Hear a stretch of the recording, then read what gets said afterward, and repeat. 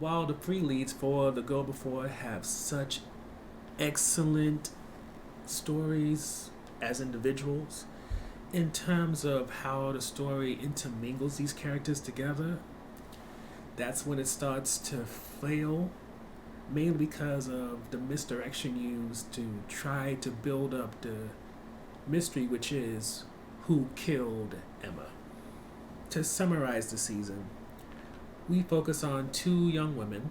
There's Emma and there's Jane, and because of recent events in their lives, they decide to leave the apartments that they had at the time, and they end up renting the house that was made by a gentleman named Edward.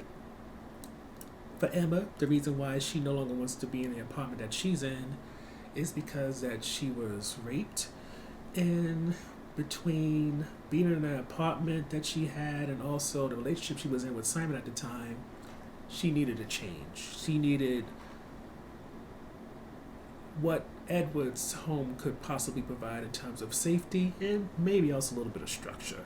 Because one of the things that Edward is really about when it comes to you getting into his house, besides looking like his wife, is that you are able to follow the litany of rules that he created to kind of maintain the vibe when he imagined this place.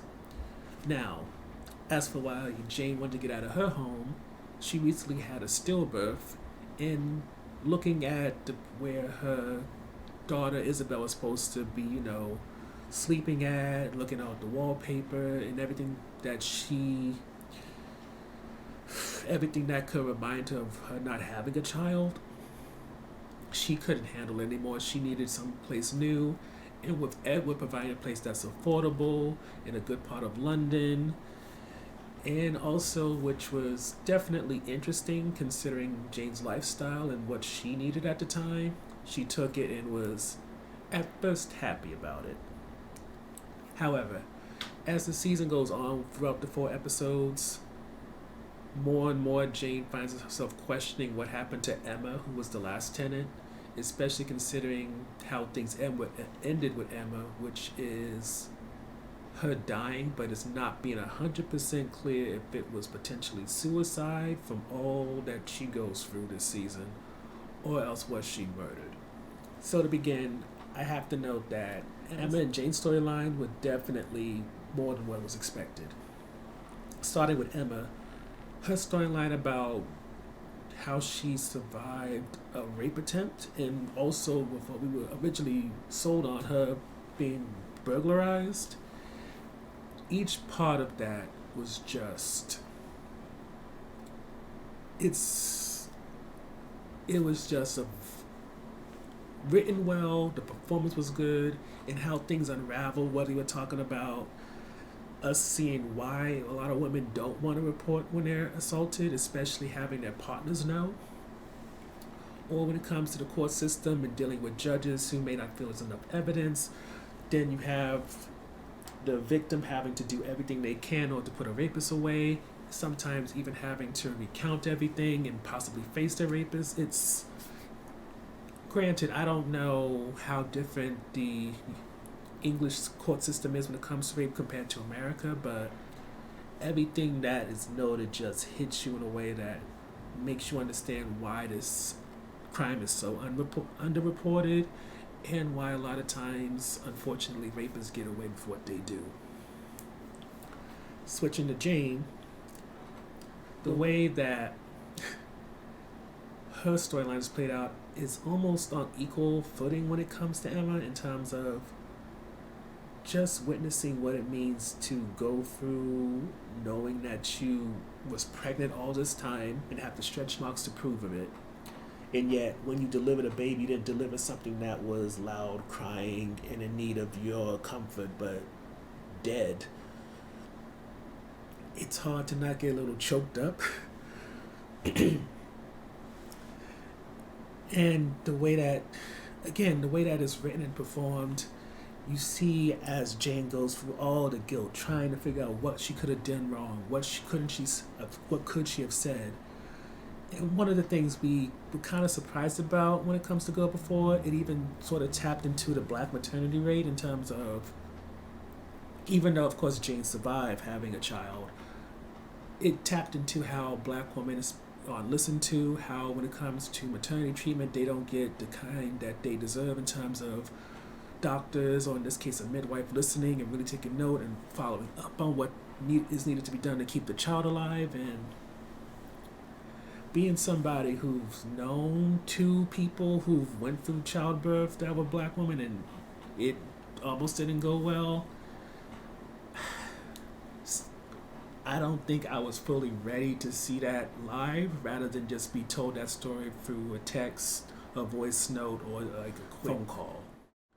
One of the things I appreciate about this show, and I didn't know I was going to, is that, as shown with Emma, it doesn't just have these well-known and beautiful actors as leads playing out these stories, but it also taps into the fact that they're black people in a white world. And with Edward, you really get to see that, because most of the show is about painting him as the bad guy for a lot of things that a part of me feels like he's only being painted as the black guy because the black guy. He's painted as the bad guy because he is a black guy that's not palatable.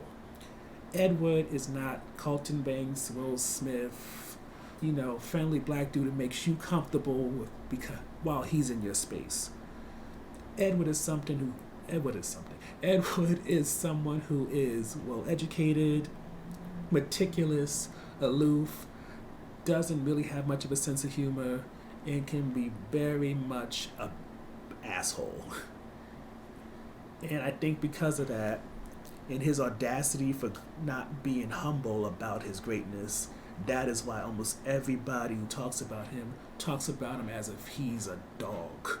One that is rabid and would be someone who is so evil that he can kill not just Emma, but also be the person who killed his wife and child.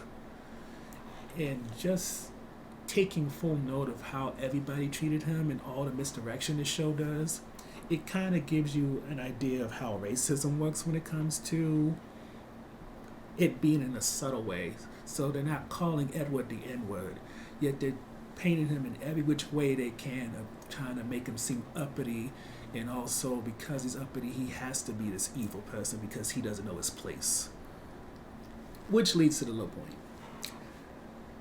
This show, in the 4 episodes I should say, is so focused on damning Edward, it doesn't really point you in the direction of anybody else.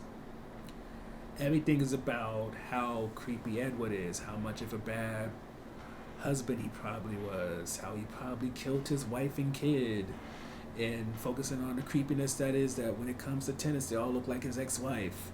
And they double down on that so much that it doesn't create a valuable mystery. For as much as Jane in present time is investigating, it's like everywhere she turns, whether it's Emma's therapist, her ex Simon, meeting Emma's co-workers, talking to the police, every which way she goes, everyone says Edward, and after some point, it's so heavy-handed that it feels like misdirection, and damn if it isn't misdirection. The next low point is Simon and Emma's relationship, and it's mainly because even when the show first starts, there's really no reason to get into it. It's one of those cases where you're kind of wondering, why are they together, besides, maybe both actors being attractive, because there isn't really much chemistry there. I don't know why Emma's with him. I don't know why Simon's with her, besides, maybe since his best friend Saul has a wife, he wanted to have somebody too because he's in competition. I don't know. Maybe Emma just was... Well, to be fair, from what we've seen with Emma, she is the type who can be kind of dependent on somebody, especially as we see when Edward and her interact. But considering Simon's not that dependable, I don't know how things got so far to the point of them living together. And just like with the mystery of how Emma ended up dead, there's just a lot in this show that just feels like you don't have the details you need. Why are Simon and Emma together? Who knows?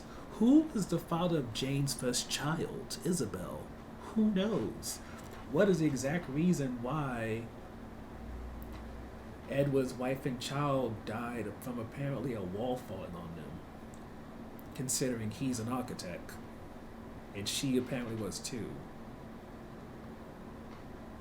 There's so much that feels underdeveloped when it comes to the larger storyline that it really kind of makes you wonder, how do we have such good individual characters in terms of Emma and her story of going through rape, Jane dealing with having a stillborn child, and all the bias and racism that Edward deals with, yet the actual thing this show sells you on, who killed this girl, is the worst part of it.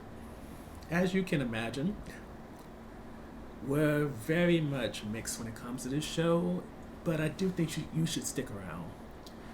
When it comes to Emma, Jane, and Edward as individuals and what they go through, this is a very good show.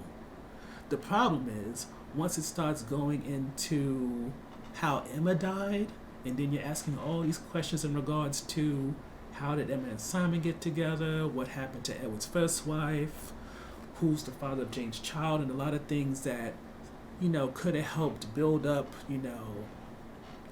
making the mystery a bit more deeper, maybe making these characters a little less likable, or in more so the case of Emma in terms of Jane, making them less likable and more people you kind of want to raise an eyebrow at. Or even when it comes to Edward, just making it where, as much as you can understand him being a suspect in who might have killed Emma, maybe focusing on somebody else. The Girl Before is one of those weird shows where it's like the one thing you were supposed to focus on, you didn't, but everything else that you could have just made a side story that would have been nice, you really doubled down on and somehow made something good. And it's mind-boggling, really.